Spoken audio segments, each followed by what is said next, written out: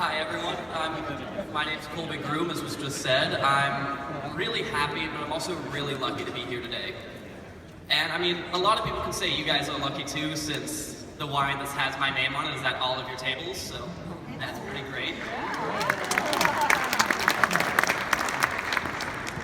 But the main reason I'm here is that I was born with a congenital heart defect called a bicuspid aortic valve. And most of the time, that will last until your 30s or even 40s, until you need to have any intervention. But my heart works slightly differently. And by the time I was 8, I had my first open heart surgery. And it was challenging and hard, especially for an 8-year-old and somebody so young to go through that. But I came out, and when I came out, I was behind. I wasn't very into sports since I was more of a sick kid. I was behind in school after missing so much time to be in the hospital. But I was happy to be back.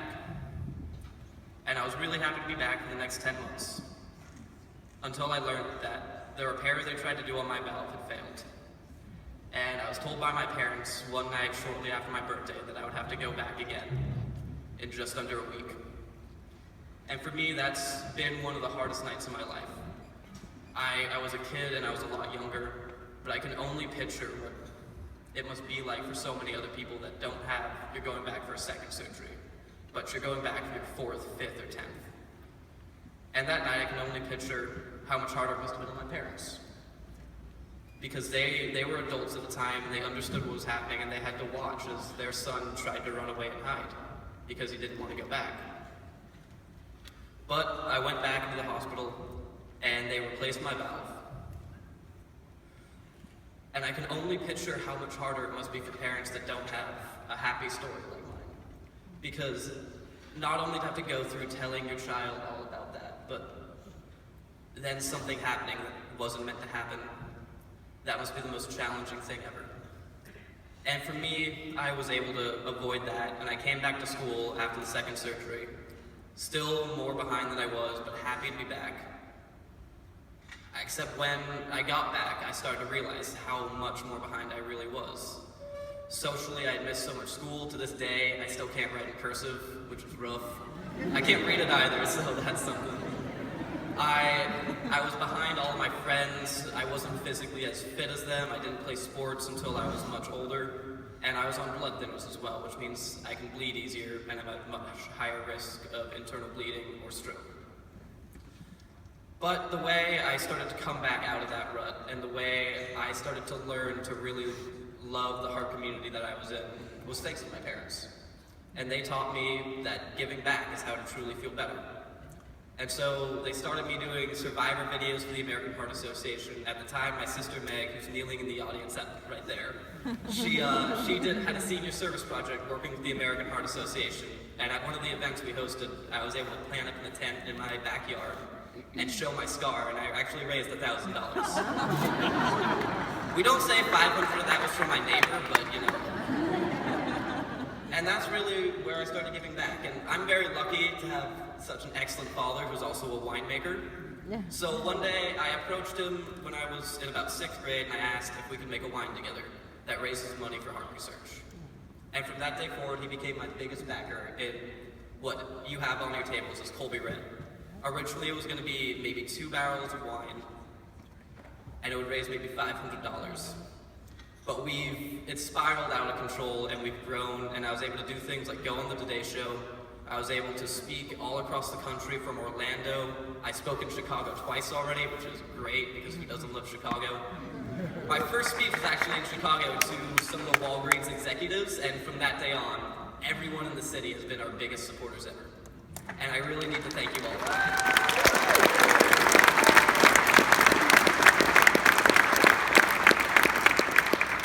But the work isn't finished yet. And one of the things that keeps me strong, keeps me going through everything is, I think back to what my life would have been like if I was born 20 years earlier. My mom's youngest brother went through surgeries in the 70s, and it was different and extremely more invasive than what I went through. And so if I had been born 20 years earlier, my life would have been a very different place. But thanks to people at events like tonight, and thanks to you in the crowd, I'm able to have the wonderful life I have. able to have the ability to come and talk to you. And that makes me think, what happens if we continue doing it? 20 years from now, maybe there'll be another person that raises this kind of money. Maybe there's another person who's powerful enough to share their story. And it continues handing off and growing to talk like this and talking to people in the room that one day there doesn't need to be the kid that comes up to talk about his heart problems or about the need to raise money for heart research. So I really want to thank you all in the room for everything you've done tonight and everything we're going to continue to do. Now I'll hand it over.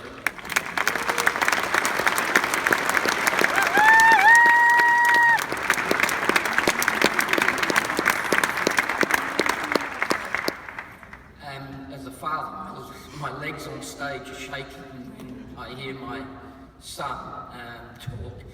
Firstly, I hope you're enjoying the Colby red wine that's on the table. I probably have to warn you a little bit that after a long reception and a long night, when you drink too much, you start seeing double, feeling single, so watch out. But, you know, I'm standing here next to my son, and it's hard to explain how proud you are that my son, with all the troubles that he went through, and I look back to our dark time 9 years ago through his open heart surgeries. They were tough for us. As Colby explained, the tougher part was even after the surgeries, when he went back to school and he's behind academically, he's behind socially, he's behind in every way. We weren't prepared for the emotional and the depression that came after it. And I remember our darkest times when I went into my son's bedroom. Colby, he's probably 11 years of age, and he says, Dad, I'm on the bottom rung of the ladder and I don't want to live anymore. And that was hard for us. But now I look at him on stage, spokesperson for the Children's Heart Foundation, for the American Heart Association, learning to give back, an inspiration for young kids that have gone through heart disease. And a big turning point for me was 4 years ago when he came to my wife and I and he said, you know what, Mum and Dad, I'm glad I had 2 open heart surgeries. It's made me the person I am today. So Colby's got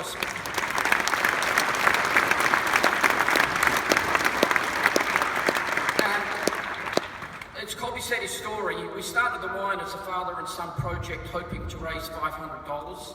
And Colby's got a special announcement that he wants to make tonight, and here we are 6 years on. Colby, what do you want to tell everybody?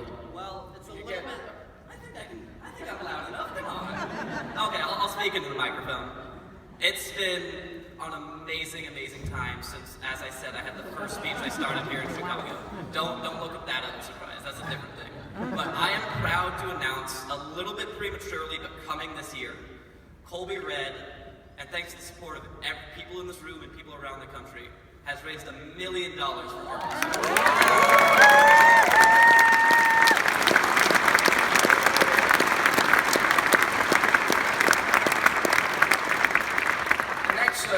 That's a little father-son project, of which about $600,000 or $700,000 has been donated to the American Heart Association. But things like that, fairy tales like that, don't just happen.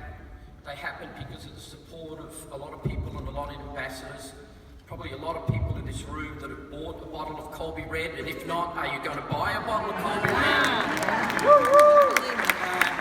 We've had wonderful partners in P.F. Chang's, Fleming's, California Pizza Kitchen that have poured Colby Red wine. We have our friend locally here, Brad Wermager from Wildfire Restaurant, that heard about the story. He's got it on all his restaurants. That's helped us get to the $1 million. Oscar Muniz, where are you? Oscar, I'm looking, but he's down here somewhere. Oscar, so his team at United Airlines,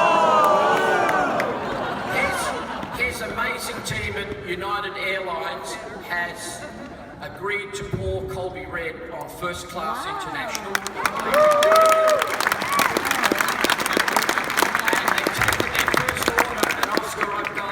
Check of $20,000 to the heart charity of your choice for you pouring Colby Red. I hope we have this wonderful long relationship of doing good for the Heart Association, doing good for people serving great wine on a great airline. So we thank you for that. To get to $1 million is not easy, and we've had one champion.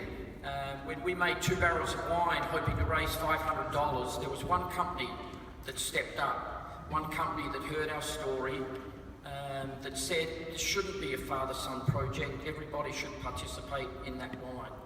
And that company, which is here tonight and involved in the American Heart Association, is Walgreens. I just love all the Walgreens people. If you could stand, I know you're over there, where are the Walgreens people? They're all here.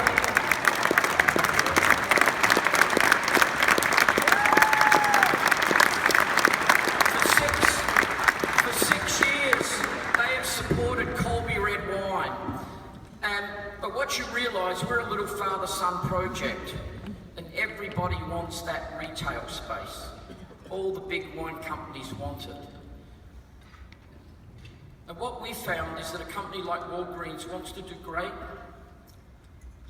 but in that company is a heart that beats, a heart that cares about their community, they care about people, they care about doing the right thing. And that heart in a company like Walgreens is a person. We were lucky enough to find a champion for us within Walgreens, which is the heart, and that gentleman is Tim Turner, and I would love Tim Turner to come up. Tim, I'd like you to come up on stage. Tim's on the Heart Committee here for the American Heart Association.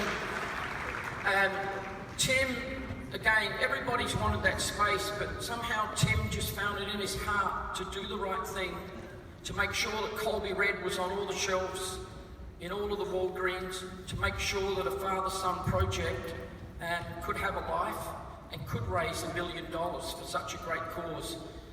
He's a champion for us, he's an angel. He goes sometimes unspoken. But Colby has a little present for him. We have the biggest bottle of Colby Red there has ever been. And this is for Tim Turner at Walgreens. And on the outside of it says, thanks a million. And for all those Walgreens people out there, Colby has one more final thing that he would like to do on behalf of Tim and all of his colleagues tonight in recognition of his wine reaching $1 million. And Colby's got one last thing he would like to.